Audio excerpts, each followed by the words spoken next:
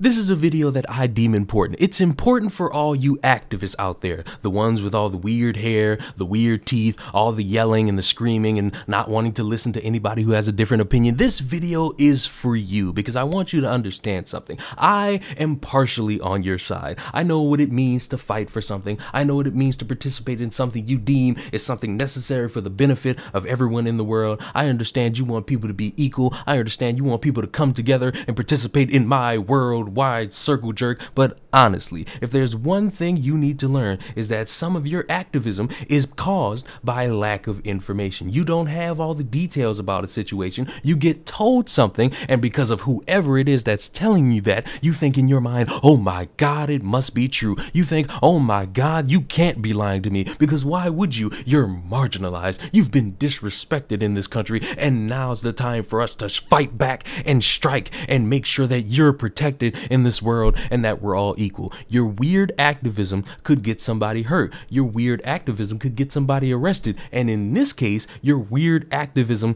cost a college $31 million. Students at a small Ohio liberal arts college accused a bakery of racism. Now a court says the school owes $31 million. Oberlin College is a tiny private liberal arts school just outside of Cleveland. But if there was an NCAA championship tournament for having a bad week in court, it would have been a true Cinderella story, because according to multiple reports, it looks like Oberlin could be on the hook to pay as much as $31 million to a local bakery which accused the school of perpetuating false allegations of racism against the business. Oberlin tried to fight it out, and there has been a long battle in this case which reportedly began working its way through the courts back in 2017. At the heart of it all was a November 9th incident which drew national headlines. According to reports, 3 black students entered Gibson's Bakery, which is located near the school, and at some point while they were in the establishment, the owner's son, Alan D. Gibson, began to suspect one of the students of shoplifting wine and attempting to use a fake ID. When he questioned him, the student reportedly ran out of the store, but Alan chased him down and held him until the police arrived.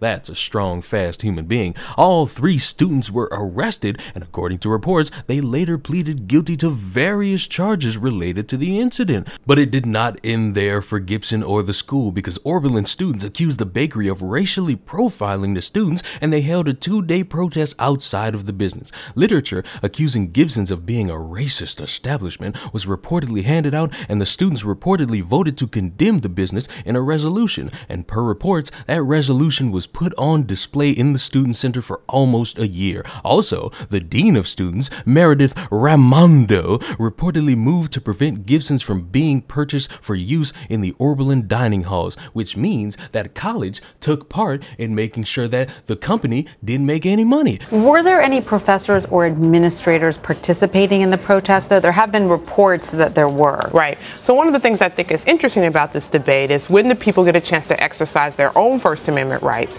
and when are they representing the institution?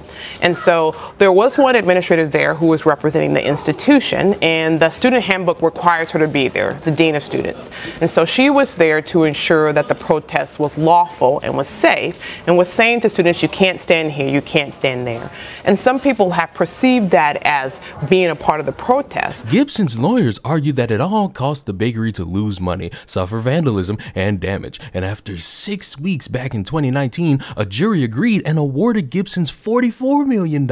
If there was any win at all in this for Oberlin, it was that the judge then reportedly decided to cap the settlement at $25 million. Oberlin appealed, but the 3-judge panel in Ohio's 9th District Court again sided with the bakery earlier this week. The decision reportedly leaves Oberlin on the hook for $25 million in damages and $6 million in legal fees. Oberlin reportedly tried to have the legal fees thrown out, but again, this wasn't its week, and it lost that argument too. And I just have to say, to all the activists out there, I know this started back in 2016. I know you're grown up, you're not in college anymore, and you're living in this weird, angry world that's mad at you, and you think the world's against you, and you don't have enough money to live in this world, and you think everything's a problem because you're mad at something in your own life. It is important for you to understand you were dumb. The people you defended here got accused, and guess what? They pleaded guilty, which means they owned up to the fact that, hey, they were dumbasses in a situation and they were wrong. So it was smart of them legally and strategically to sit there and say, yeah,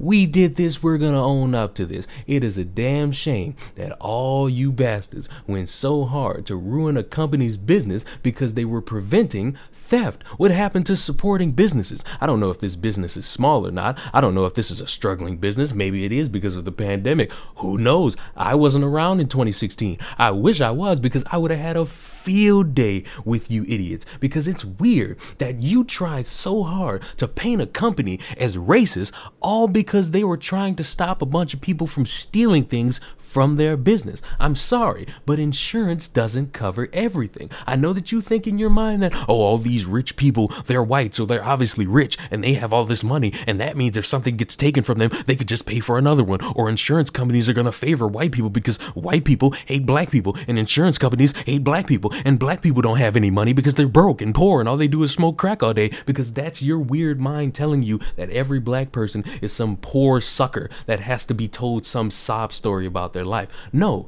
there are people who are black, who got a lot of money, who are wealthy, that aren't struggling 24/7, that aren't on Twitter bitching about some white man that they don't know. I understand you were trying to fight the good fight, but the problem with trying to fight the good fight, you need actual information for that good fight, and you didn't have it that day. And it's embarrassing for you and anybody else who supported you, because you idiots cost the school $31 million because you thought you were fighting the good fight against racism. So congratulations, you are all dumbasses. I don't know if you're watching this video now. I don't know if you're living in your weird lifestyle thinking that you're saving the world even though you're not doing anything. But honestly, truthfully, if you're fighting for anybody's rights, fighting for anybody's marginalized status, trying to get basic human respect for somebody, my honest opinion is to not get your information from Twitter and actually wait and find out more details, because it's a weird game for people to be so gung-ho,